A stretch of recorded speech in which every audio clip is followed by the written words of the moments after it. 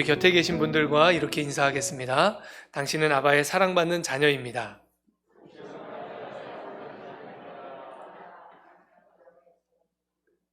한 번 더 인사할까요? 당신은 아바의 기쁨입니다.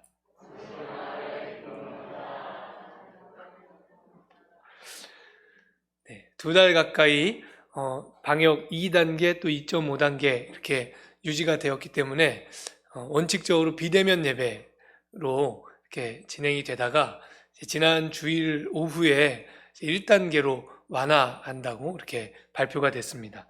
그래서 우리 교회 또 이제 비대면 예배를 다시 시작하게 되어서 너무 기쁩니다. 그런데 수도권에 있는 교회들은 좌석 규모 대비 30%까지만 모이도록 그렇게 규정이 되어 있습니다. 그래서 1부, 2부로 나누어서 지금 예배를 드리고 있고요. 9시, 11시에 이렇게 나누어서 예배를 드립니다.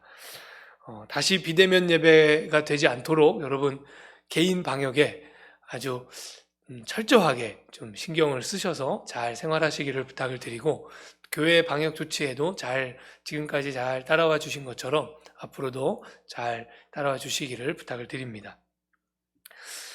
우리가 몇 주간에 걸쳐서 지금 함께 나누고 있는 주제가 있는데요. 성경이 참 중요하다는 것입니다. 성경이 왜 중요한가 하면 성경은 우리에게 하나님의 감동을 주기 때문이다. 하나님의 감동을 받는다고 하는 것은 우리가 세상에 나가서 영화를 보거나 음악을 듣거나 좋은 책을 읽거나 그렇게 해서 받은 감동하고는 다른 거라고 했습니다. 성경은 우리에게 하나님의 감동을 주는데 이것을 원어적인 의미로 풀이해 보면 하나님의 생기를 공급하신다는 의미라고 했어요. 그래서 성경을 통해서 하나님의 감동을 받는다고 하는 것은 성경을 통해서 하나님의 생기를 공급받는 것이라고 했습니다. 우리가 절대로 잊지 말아야 할 것이 있다면 하나님의 생기를 공급받는 것이 어떤 한순간으로 끝난 일이 아니라는 것이에요. 매 순간 우리는 하나님의 생기를 공급받아야 됩니다. 그 공급이 끊어지는 순간 우리는 영이 살아있는 존재가 아니라 그냥 먼지더미가 된다. 그냥 흙더미가 된다. 그래서 하나님의 생기를 늘 공급받으셔야 합니다. 이것이 우리의 영적 생활의 핵심입니다. 마치 가지가 원줄기에서 떨어지면 그때부터 말라가고 죽어가는 것처럼 하나님의 생명을, 하나님의 생기를 공급받는 일이 어느 순간 끊어지면 그러면 그때부터 우리의 영은 죽는 것입니다. 그래서 여러분, 하나님의 생기를 늘 공급받으셔야 됩니다. 그래서 영적 생활에는요, 과거의 영광이라는 게 없어요. 내가 과거에 참 대단히 헌신했는데, 내가 과거에 참 대단한 믿음을 가지고 살았는데, 여러분 그것은 중요하지 않습니다. 영적 생활에서 중요한 시점은 항상 지금이에요. 지금 내가 하나님의 생기를 잘 공급받고 영이 살아있는 존재로 영생을 누리고 있는가? 이것이 아주 핵심입니다. 여러분, 장마가 지고 태풍이 오면 배수로를 잘 관리를 해야 되죠. 이 배수로를 잘 관리해야 비 피해가 없습니다. 그런 것처럼 영적 생활에서 우리가 항상 마음을 들여서 관리해야 되는 것이 뭐냐면 하나님의 생기가 우리에게 공급되는 그 통로를 잘 관리해야 돼요. 그게 막혀서 하나님의 은혜와 생기가 우리에게 공급되지 못하면 그러면 그때부터 우리의 영은 시들해지고 죽어가기 시작하기 때문입니다. 하나님의 생기가 제대로 공급되지 않으면 어떤 일이 일어날까요? 오늘 우리가 요한복음 5장의 말씀을 함께 나눌 건데요.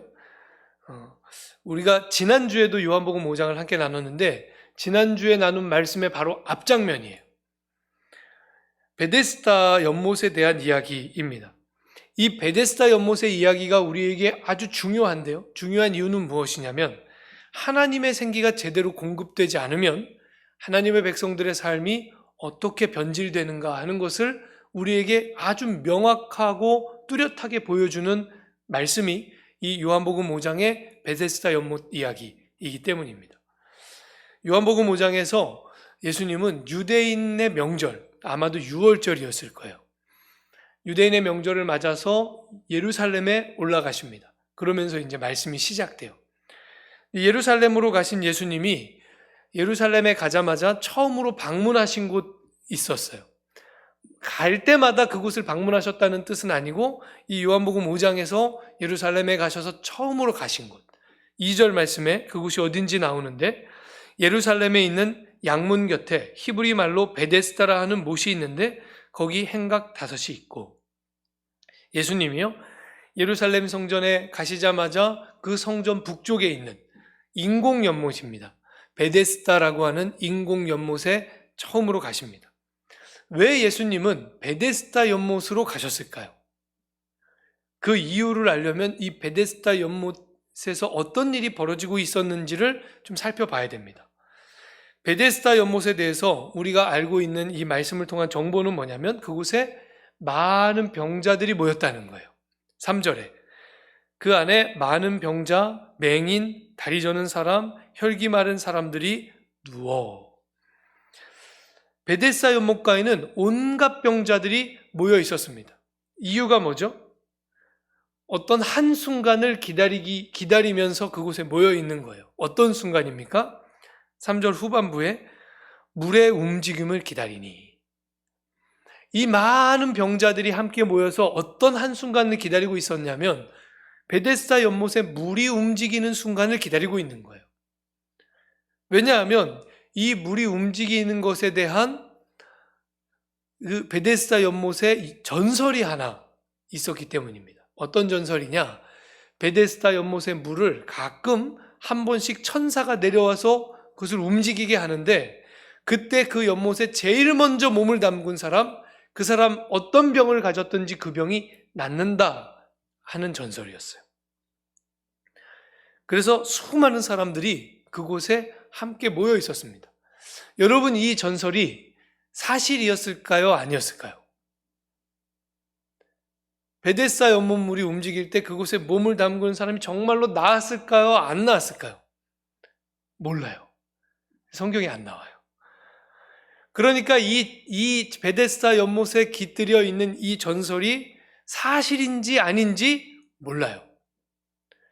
그런데 중요한 것은요, 믿든지 말든지 이 연못의 전설을 믿고 싶은 사람들은 있었어요. 이 연못의 전설에 한 가닥 희망을 가지고 있는 사람들은 있었어요. 병자들이요. 실제로 병을 앓고 있는 사람들은 이 베데스다 연못에 전해 내려오는 이 전설을 한 가닥 희망으로 붙잡고 그 연못가에 무수히 모여서 떠나지를 못해요. 왜냐하면 그 물이 언제 동할지 몰라요. 그러니까 그 연못가를 떠나지 못하고 늘 그 연못가에 장사진을 치고 병자들이 모여서 살고 있었다고 하는 것입니다. 그러면 한번 생각해 보세요. 이 연못에 모인 사람들은요, 이 연못의 전설에 희망을 걸고 모인 거예요. 희망을 가지고 여기에 모여들었습니다. 그렇다면 이 베데스다 연못은 희망이 모여있는 장소였을까요? 모인 사람들이 여기에서 다음번에 물이 동할 때 당신이 아마 병이 나을 거라고 그러면서 서로 축복해주고 그러면서 연못에서 같이 있었을까요? 역설적이게도 이 베데스다 연못의 실상은 어떤 것이었냐면 거기에 모여든 병자들은 한가득인데 그들은 한 가닥 희망을 가지고 모였지만 실제로 그들의 마음속에 좌절과 실망으로 가득했다는 것입니다. 왜요? 모여있는 사람은 무수히 많지만 실제로 병이 낫는지 안 낫는지 알 수도 없는데 병이 낫는다 하더라도 어쩌다 한 사람, 어쩌다 한번 물이 동할 때 제일 먼저 그 물에 몸을 담근 딱 한 사람만 병이 낫는 거예요. 그러니까 이 모여든 병자들의 마음속에는 희망보다는 절망이, 실망이 더 큰 거죠. 더더군다나 거기 모여있는 병자들이 서로 어땠겠습니까? 서로 그 물에 몸을 담그려고 치열하게 경쟁했을 거예요. 그러면 이 베데스다 연못의 실상은 뭡니까? 절망으로 가득한 살벌한 경쟁의 각축장. 그게 베데스다 연못의 실상입니다. 그런데 왜 예수님은 그런 곳으로 제일 먼저 가셨을까요? 예루살렘에 가시자마자 이 베데스다 연못을 제일 먼저 찾으신 이유가 뭘까요? 38년 된 병자를 고쳐주러 가셨다. 그건 1차원적인 대답이고요. 이 예수님의 이유를 가만히 잘 생각해 보면 베데스다 연못이야말로 이 당시의 예루살렘과 유대 사회의 영적인 상황을 가장 뚜렷하게 보여주는 장소이기 때문입니다. 여러분, 만일 예루살렘 성전이 하나님의 은혜와 하나님의 생명을 원활하게 그 백성들에게 공급하고 있었다면, 그렇다고 해도 베데스다 연못 같은 일이 일어났을까요? 아마도 아닐 겁니다.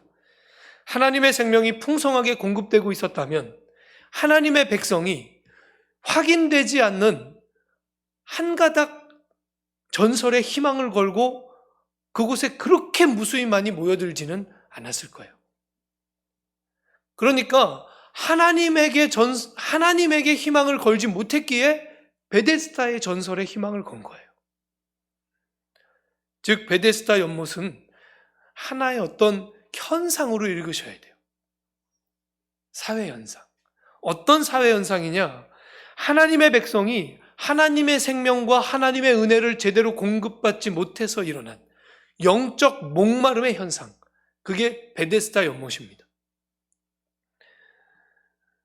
하나님의 백성이 얼마나 은혜에 굶주렸으면, 얼마나 하나님의 생명에 목말랐으면 하나님의 백성들이 베데스다의 전설에 그 희망을 걸고 거기에 모여서 온통 자기의 생명과 시간을 다 쏟아붓고 있었겠어요. 예수님은 이 예루살렘의 영적 실상을 보시기 위해서 베데스다 연못에 가신 거예요. 여러분, 하나님의 백성은 항상 하나님의 생기를 공급받으며 사는 것입니다. 이거 끊어지면 그때부터 우리는 영이 죽습니다.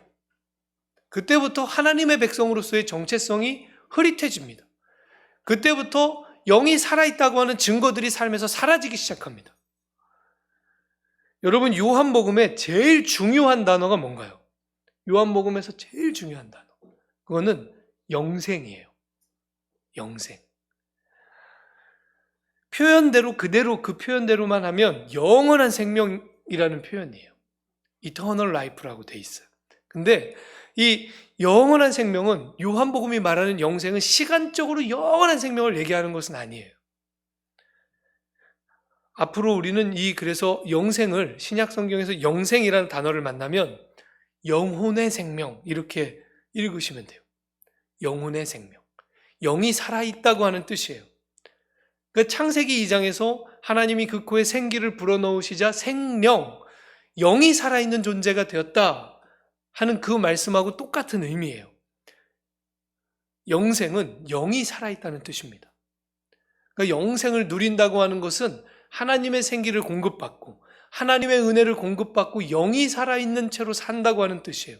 그래서 요한복음은 영생을 하나님과 그 아들 예수 그리스도를 아는 것이 영생이라고 그렇게 말해요. 하나님과 예수님을 안다고 하는 것은 예수님과 하나님과 교제하며 사는 것이요, 그 생기를 공급받으며 사는 것입니다. 그러니까 영생은 우리의 영이 살아있다는 뜻이에요. 그런데 하나님의 백성이 하나님의 생기를 공급받지 못한 채로 영이 죽으면, 그럼 어떤 일이 일어난다고요? 그러면 그 사람 말씀을 따라 사는 인생이 아니라 전설 따라 사는 인생이 되는 것입니다. 오늘 베데스다에 모인 이 수많은 사람들이 하나님의 백성들이었음에도 불구하고 하나님의 말씀에 그들의 생명을 걸고 그들의 시간을 헌신하고 하나님의 말씀에 그들의 희망을 걸고 살았던 것이 아니라 베데스다의 전설에 그들의 희망을 건 거예요. 하나님의 말씀을 쫓아 사는 인생이 아니라 전설을 따라 사는 인생, 망령되고 허탄한 시내를 따라 사는 인생이 되고 만 거예요. 왜요? 하나님의 생기를 공급받지 못했기에. 그래서 영이 죽어버렸기에.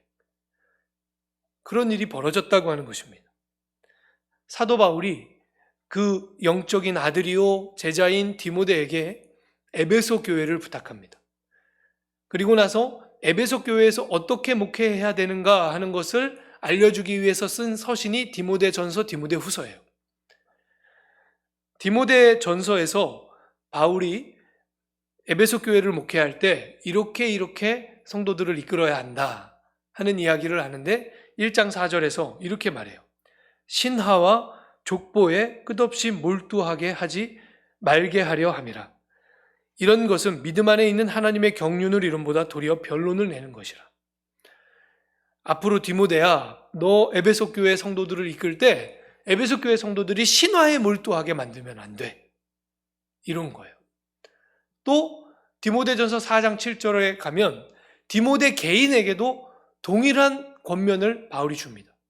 망령되고 허탄한 신화를 버리고 경건에 이르도록 너 자신을 연단하라. 망령되고 허탄한 신화에 빠져서는 안 된다, 디모데야. 바울이 이렇게 권면해요.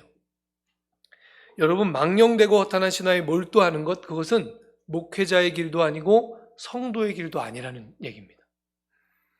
그런데 오늘날 얼마나 많은 그리스도인들이 이 망령되고 허탄한 신화를 따라서 사는지 몰라요. 여러분, 목회자도 예외 아닙니다. 목회자들이 흔히 잘 빠지는 망령되고 허탄한 신화에는 이런 것들이 있어요. 어느 지역의 어떤 목사님이 이렇게 저렇게 목회했더니 그 교인들이, 그 성도들이 그 목사님 앞에서 깜빡 죽더라. 이런 셈이 나요. 이렇게 저렇게 목회했더니 성도들이 헌금을 엄청 많이 내더라. 이런 신화에 목회자들의 마음이 막 흔들려요. 여러분, 목회자들이 이런 신화에 끌리는 이유가 뭘까요? 이런 신화에 몰두하게 되는 이유가 뭘까요? 성도들은 예외입니까? 성도들도 마찬가지입니다. 오늘날 우리는 신화가 없다고 생각하시죠? 오늘날에도 신화는 여기저기 많습니다. 강남 불패 신화. 이거 신화 아닙니까? 강남으로 가야 된다.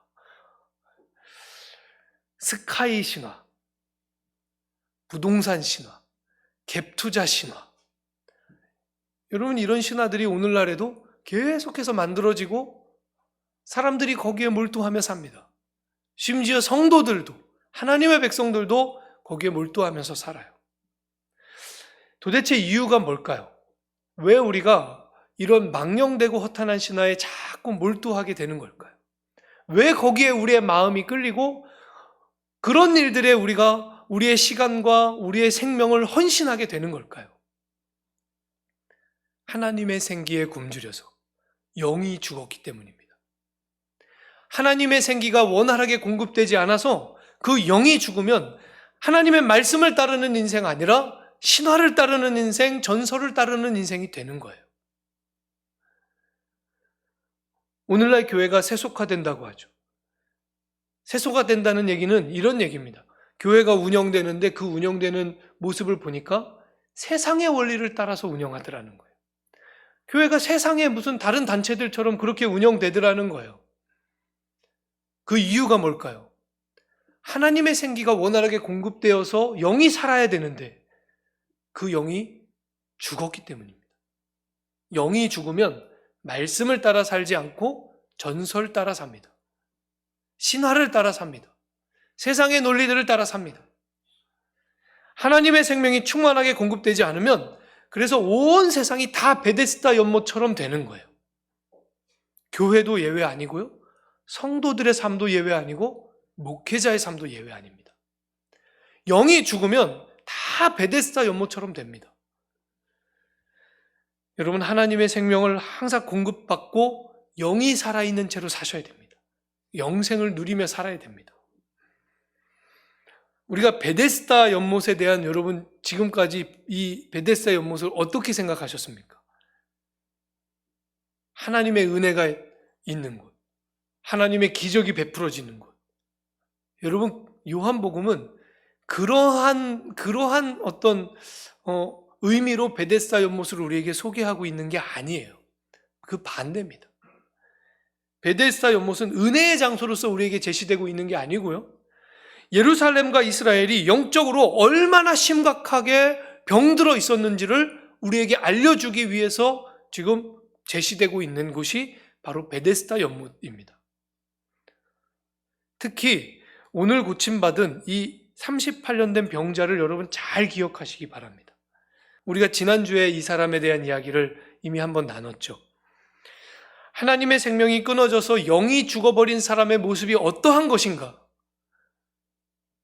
그것을 우리는 이 사람을 통해서 아주 무섭게 깨닫고 느껴야 되는 거예요. 6절에 주님이 이 사람에게 이렇게 물으셔요. 네가 낫고자 하느냐?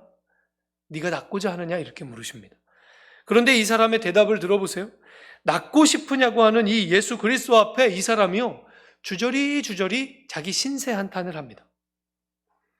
그래서 7절을 읽으실 때는 여러분 이렇게 읽으시는 거예요. 제 표정을 한번 보셔야 돼요. 이렇게 좀 이렇게 뭐에 막 이렇게 짓눌린 사람의 표정 있잖아요. 뭐에 찌들린 사람의 표정. 이렇게 찌들려 갖고 이런 표정으로 읽으셔야 돼요. 병자가 대답하되 주여, 물이 움직일 때 나를 못에 넣어주는 사람이 없어서 내가 가는 동안에 다른 사람들이 먼저 내려갑니다. 이 사람이 이렇게 대답한 거예요. 완전히 이 상황이 찌들리고 짓눌려서. 여러분, 그가 믿는 이 확인 불가능한 전설과는 비교할 수 없는 분이 지금 자기 앞에 서 계신 거거든요. 자기가 믿고 의지하고 있는, 희망을 걸고 있는 이 베데스다의 전설은 진짜인지 아닌지 확인이 안 돼요. 그러나 지금 자기 앞에 서 계신 이분은 온 우주 만물을 말씀으로 창조하신 하나님이십니다. 예수 그리스도이십니다. 그런데 그분을 앞에 두고 이 사람이 자기 신세 한탄, 겨우 자기 신세 한탄하고 있는 거예요. 여러분, 교회는요, 서로의 아픔을 내놓고 위로해주고 북돋아주고 보듬어주고 함께 기도해주고 그런 곳입니다. 맞습니까? 그런데 교회가 정말로 해야 할 본질은 그거 아닙니다. 물론 교회에 와서 서로 위로해주고 북돋아주고 기도해주고 이렇게 해야죠. 이거 중요하죠. 필요 없다는 거 아니에요. 이거 교회가 해야 될 아주 중요한 일이에요. 그런데 교회가 해야 할 본질적인 일은 무엇이냐면 예수 그리스도의 말씀을 받는 것이에요. 교회는 신세 한탄하는 곳이 아니에요. 교회는 생명의 주님 앞에 나와 그 주님을 붙잡고 살려달라고 간구하는 곳입니다. 당신의 말씀에 내 생명이 있다고 말씀하여 달라고 하나님 붙잡는 곳이 교회입니다. 우리가 서로 주는 위로, 이거 중요하죠. 필요하죠. 그러나 그것은 덤이에요. 그건 덤으로 얻는 거예요. 정말로 교회 나와서 우리가 얻어야 하는 것은 무엇이냐면 예수 그리스도의 생명의 말씀인 줄로 믿습니다. 예수 그리스도의 생명의 말씀을 받고 사는 것입니다. 그게 교회에서 우리가 누려야 되는 일이에요. 우리가 서로에게 줄 수 있는 위로는요, 사실은 보잘것없어요. 잠깐의 위로에 불과해요. 그러나 예수 그리스도께서 우리에게 주실 수 있는 것은 무엇입니까? 8절을 보세요. 예수께서 이르시되 일어나 내 자리를 들고 걸어가라. 여러분, 주님이 우리에게 주실 수 있는 것은 진정한 생명입니다. 우리를 살리는 말씀입니다. 권세 있는 말씀입니다. 그 한마디 말씀으로 38년 된 병을 고치시는 거예요. 우리의 삶이 문제가 너무 오래되고 깊어서 해결될 것 같지가 않으십니까? 여러분, 주님 앞에 나오십시오. 그 주님을 붙잡으세요. 그리고 그 생명의 말씀을, 그 권세 있는 말씀을 달라고 여러분 그렇게 주님 앞에 간구하십시오. 주님 앞에서 새 것이 됩니다. 그래서 이 다음 장면, 우리가 지난주에 함께 나눈 말씀이죠. 예수님의 은혜로 38년 된 병이 나았는데 그 사람 어떻게 합니까? 이 사람이 예수님 배반해요. 예수님을 유대인들에게 가서 고발합니다. 그래서 예수님이 박해받고 유대인들이 예수를 더 죽이기로 결의합니다. 어떻게 이렇게 비겁할 수 있을까요? 여러분, 마음속으로 절대로 실제로 손을 대지 마시고 마음속으로 생각해 보세요. 아, 나라도 이렇게 할 수 있겠다. 그런 분 계십니까? 아마 안 계실 것 같아요, 여기는. 어떻게 이럴 수 있어요? 38년 동안 자기가 거동도 못하고 병에 눌려 살았는데 그 병을 고쳐주신 분이에요. 그런데 어떻게 한순간에 그분을 배반하고 고발할 수 있냔 말이에요. 근데 이 사람 그렇게 해요. 하나님의 생기가 너무 오랜 세월 동안 끊어져서 공급이 없이 살면 사람이 이렇게 됩니다. 14절을 보세요. 이 사람의 병이 죄와 연결되어 있다는 걸 알 수 있어요. 우리가 오해하지 말아야 되는 건 뭐냐면 우리의 병이 다 죄와 연결되어 있다는 얘기는 아니에요. 성경은 우리에게 그렇게 말하지 않아요. 우리가 병 걸리면 다 죄지어서 그런 거냐? 그거 아니에요. 그러나 적어도 이 사람의 병은 이 사람의 죄 때문이에요. 14절에 예수님이 그 후에 예수께서 성전에서 그 사람을 만나 이르시되 보라 내가 나았으니 더 심한 것이 생기지 않게 다시는 죄를 범하지 말라 하시니 이 사람의 병은 죄 때문에 생긴 병입니다. 그런데 이 말씀을 또 오해하시면 안 돼요. 그가 죄를 지어서 하나님이 그에게 벌로 병을 주었다 이렇게 생각하시면 안 됩니다. 그거 아니에요. 여러분 우리가 어떤 죄를 지으면 38년 동안이나 거동도 못하는 무시무시한 병을 벌로 받습니까? 하나님이 그런 분이십니까? 여러분 지금까지 믿고 의지하고 신뢰하며 따라오신 하나님이 이렇게 무자비하고 폭력적인 그런 하나님이십니까? 너 죄 지었으니까 38년 동안 일어나지도 못하게 병 알아라. 이런 하나님이십니까? 아닙니다. 절대로 아닙니다. 이 말씀, 이 사람이 죄 때문에 38년 동안이나 거동도 못하고 병에 눌려 살았다 하는 이 말씀은 이 사람의 병이 죄에 깊이 짓눌린 이 사람의 삶의 한 증상이었다는 뜻이에요. 얼마나 죄악에 깊이 짓눌려 있었는지, 얼마나 죄의 사슬에 꽁꽁 묶여 살았는지 그의 몸까지도 질병에 걸려서 38년 동안이나 거동도 못하고 그렇게 죄와 병에 꽉 눌린 채로 이 사람이 살았다는 거예요. 주님이 그 38년 된 병을 고쳐주십니다. 그런데 우리가 여기서 정말로 눈여겨봐야 되는 게 있어요. 그 병은 나았어요. 그런데 이 사람 그를 꽁꽁 올가매고 있는 죄의 삿을 끊었습니까? 죄의 종으로 살아온 그 세월이 끝났습니까? 안 끝났어요. 병은 나았는데 이 사람 여전히 죄의 종이에요. 이 사람 여전히 죄의 사슬에 묶여 있어요. 그러니까 예수를 일순간에 배반하는 거예요. 여러분 병이 나았음에도 불구하고 이 사람은 죄에 묶여 있는 채로 그대로입니다. 하나님의 생기를 오랜 세월 공급받지 못한 사람의 삶이 어떤 실상 속에 놓이게 되는가?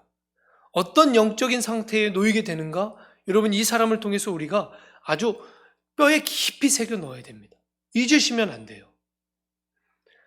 죄의 사슬이라고 하는 것은 그냥 그 증상이 해결됐다고 다 끊어지는 게 아니에요.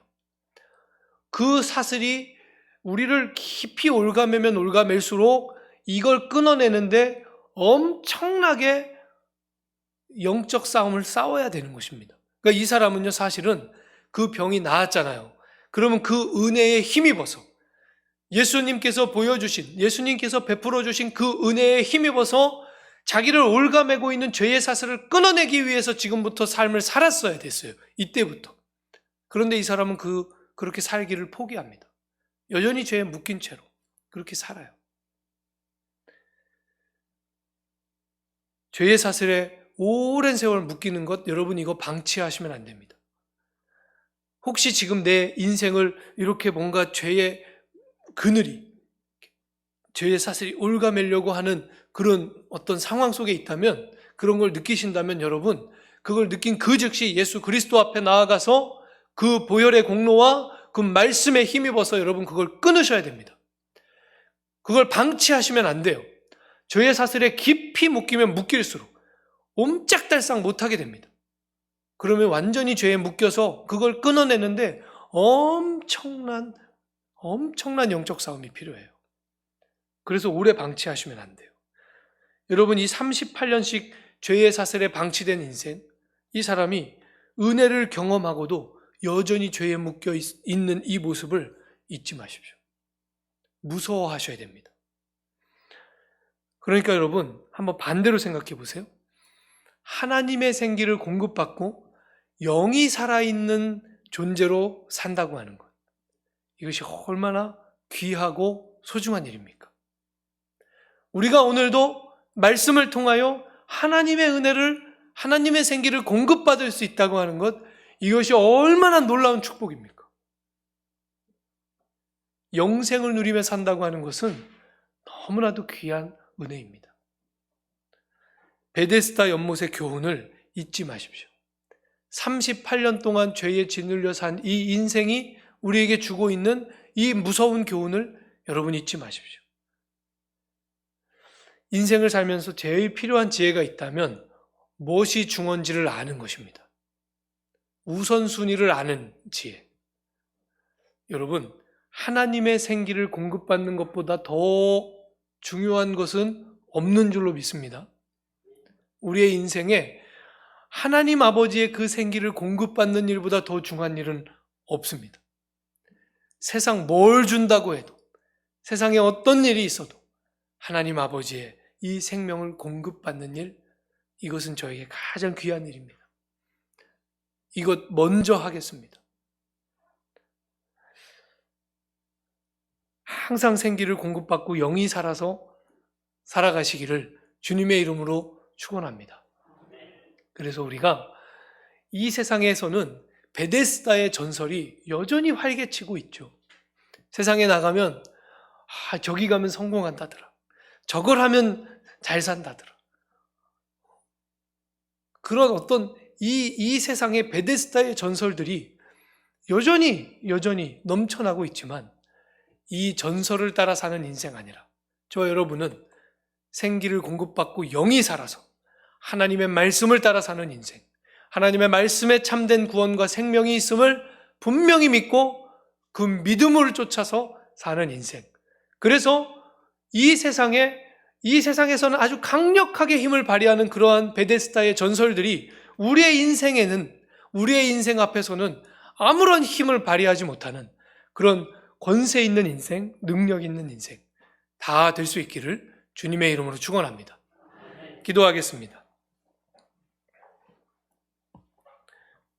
하나님 아버지, 오늘 베데스다 연못가에 무수히 많은 사람들이 모여서 확인되지 않는 전설에 그 생명과 시간을 다 걸고 희망을 걸고 그곳에서 진치고 있는 모습을 우리가 함께 봅니다.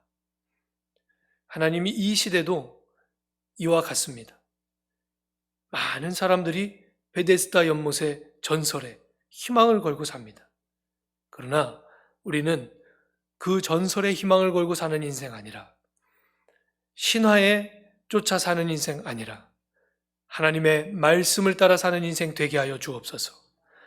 그 생명 있고 권세 있고 우리에게 구원을 주는 참 하나님의 말씀을 따라 사는 인생 다 될 수 있도록 주여 오늘도 우리에게 그 생기를 공급하여 주시고 우리의 영을 살려 주시옵소서. 예수님의 이름으로 기도합니다. 아멘.